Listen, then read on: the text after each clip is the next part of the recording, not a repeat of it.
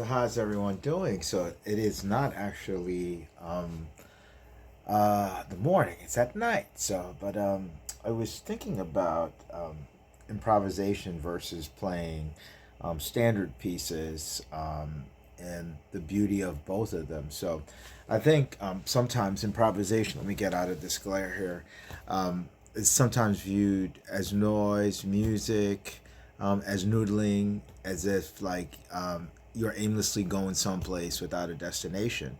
And sometimes that's true, and sometimes that's the beauty of music. It's about exploration. It's not really about knowing the next note that's going to come, but kind of basically um, letting your emotions guide that.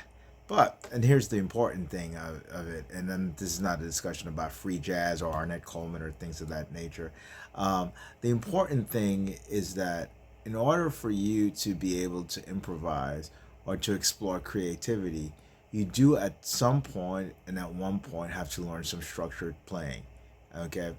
I don't think you can just get in there and just start playing experimental music or start calling something improvisation without, to a certain extent, learning contextually something that's set and standard, a piece basically, not just all over the place.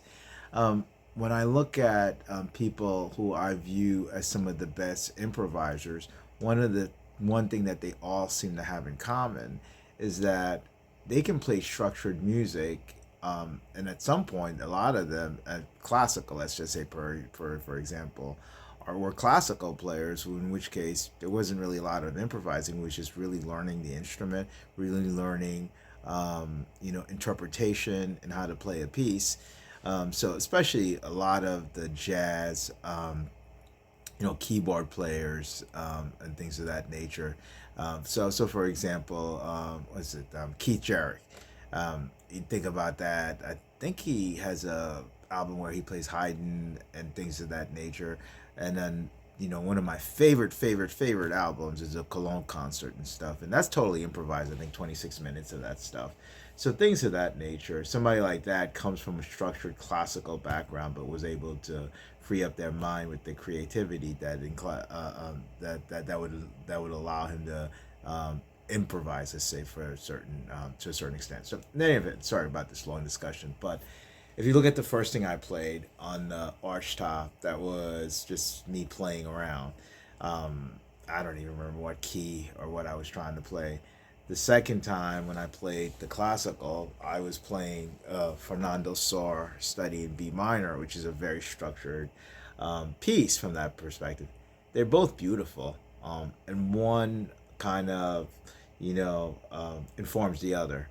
Obviously, you can say the classical is informing the jazz that I was playing because the style I was playing it was finger style.